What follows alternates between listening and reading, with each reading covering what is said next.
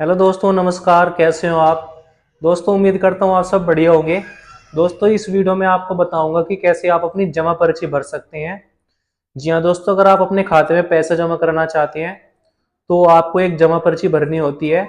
Bank में जब भी आप जाते हैं अपनी ब्रांच में, तो आपको एक जमा पर्ची पकड़ाई जाती है। इसमें आपको कुछ डिटेल्स भरनी होती हैं। तो चलिए शुरू करते हैं इस वीडियो को।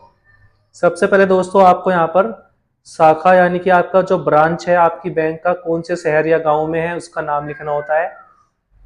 तो दोस्तों, यहाँ पर मैं एग्जांपल के लिए ले लेता हूँ शाखा मेरठ। जो भी आपका गांव शहर है आप उसका नाम लिख सकते हैं, या तो आप हिंदी में फिल कर लीजिए या इंग्लिश में। मैं आपको दोनों में ही बता देता हूँ, किसी एक लैंग्वेज में आपको फिल करना है। उसके बाद दोस्तों, आज आपको डेट लिखनी है। तो हम आज की डेट लिख लेते हैं 28/11/2024। इस तरीके से आपको लिखना है, कोई भी इसमें कटिंग नहीं होनी चाहिए। ये देखिए, इसमें ब्रांच में लिख लेते हैं हम मेरठ, और यहाँ पर डेट लिख लेते हैं आज की 28/11/2024। जिस भी डेट में आप जमा कर रहे हैं उसी की ही डेट लिखनी है।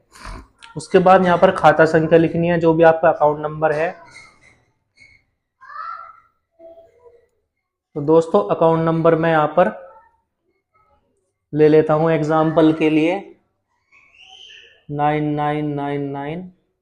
ऐसे कुछ भी लिख रहा हूँ मैं, वैसे ही आपका जो अकाउंट नंबर है आपको वही लिखना है। उसके बाद आपको यहाँ पर अपना नाम लिखना है। मैं यहाँ पर अपना लिख रहा हूँ।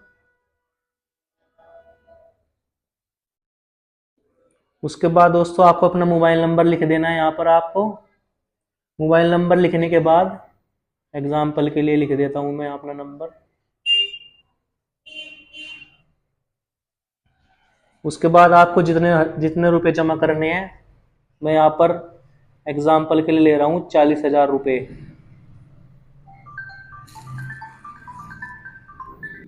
तो दोस्तों, अब मैं आपको बताता हूँ। यहाँ पर आपने अमाउंट लिख लिया है। इसके बाद आपको शब्दों में लिखना है अपना अमाउंट।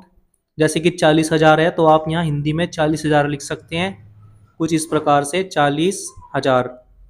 या फिर आप इंग्लिश में चाहें तो आप इंग्लिश में भी लिख सकते हैं। मैं आपको इंग्लिश में भी लिख के दिखा देता हूँ 40,000। कुछ इस प्रकार से आप लिख सकते हैं इंग्लिश में भी। किसी भी एक लैंग्वेज में आप पूरा फॉर्म भर सकते हैं, या तो हिंदी में या इंग्लिश में। अब आ जाइए इधर वाले कॉलम में। यहाँ पर आपको सेम वही अकाउंट नंबर लिखना है, और यहाँ पर आपको नाम लिखना है। इधर आपको मोबाइल नंबर लिखना है। मैं आपको लिख कर भी दिखा देता हूँ दोस्तों।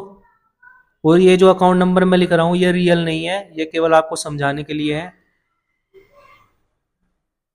और यहाँ पर अपना नाम, जो चीज़ आपने लेफ्ट साइड में लिखी थी सेम वही यहाँ पर भी लिखनी है। यहाँ पर आपको मोबाइल नंबर और ईमेल आईडी लिखना चाहो लिख सकते हो, नहीं तो इसे ब्लैंक छोड़ सकते हैं, इतना इम्पोर्टेंट नहीं है। उसके बाद आपको शब्दों में लिखना है कितना अमाउंट आप जमा कर रहे हैं। मैं यहाँ पर लिख के दिखा देता हूँ आपको 40,000, और यहाँ पर नंबर्स में 40,000 इस तरीके से। और दोस्तों, यहाँ आपको अपने सिग्नेचर करने हैं। बीच वाला कॉलम भी आपको बताऊंगा कैसे कैसे फिल करना है। उससे पहले आप इधर देख लीजिए, आपको सिग्नेचर करने हैं अपने। यहाँ पर आपको अपने सिग्नेचर लिखने हैं। सिग्नेचर करने के बाद तो दोस्तों, आपको यहाँ पर भी अपनी खाता संख्या लिखनी है, और यहाँ पर भी सेम खाता संख्या। यहाँ पर आपका नाम, यहाँ पे भी आपका नाम, सेम जो आपने यहाँ पे फिल की है चीज़ें वही यहाँ पर करनी है आपको। अब दोस्तों, बात कर लेते हैं बीच वाले कॉलम की। तो ये आपकी कैश डिपॉजिट की डिटेल्स, यानी कि कितने रुपए के नोट हैं आपके पास और संख्या में कितने हैं। तो दोस्तों, मैं यहाँ एग्जांपल के लिए ले रहा हूँ। मेरे पास 500 के नोट है मेरे पास। एग्जांपल ले लेता हूँ मैं, 70 नोट तो हैं 500 के। तो इनकी जो अमाउंट हो गई है वो हो गई 35,000 रुपये। और मेरे पास है यहाँ पर 100 के नोट ले लेते हैं।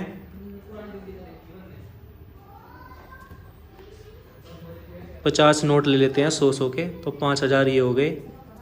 कुछ इस तरीके से जो आपके पास नोट होंगे आपको उस हिसाब से यहाँ पर डिटेल फिल करनी है। अभी दोनों का जोड़ कर लीजिए, ये आएगा आपका 40,000 रुपये।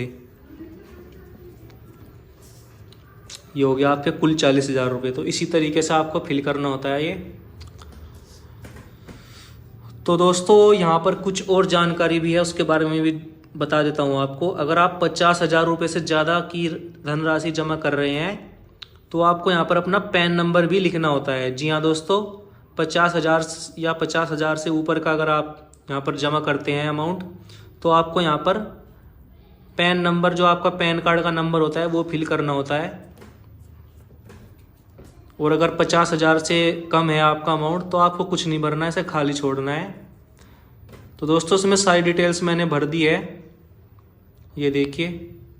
एक बार फिर से बता देता हूँ आपको।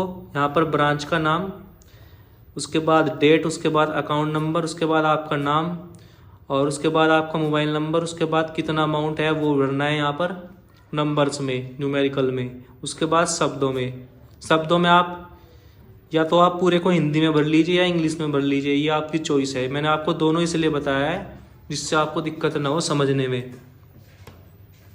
ठीक है दोस्तों, इधर मैंने सारा इंग्लिश में फिल किया है। कुछ इस प्रकार से आपको भरना होता है। दोस्तों कोई भी आपका डाउट हो तो आप मुझे कमेंट बॉक्स में कमेंट करके पूछ सकते हैं, मैं आपका रिप्लाई जरूर करूँगा। तो फिर मिलते हैं एक नई वीडियो में, कुछ और नया आपको बताऊँगा इन्फॉर्मेटिव। और चैनल पर फर्स्ट टाइम आए हैं तो सब्सक्राइब जरूर करना दोस्तों, क्योंकि हमारे चैनल पर इंपॉर्टेंट इन्फॉर्मेशन शेयर की जाती है जो कि आपकी बहुत ज़्यादा काम की होती है। तो फिर मिलेंगे अगली वीडियो में, तब तक के लिए नमस्कार दोस्तों। जय हिंद, जय भारत, वंदे मातरम।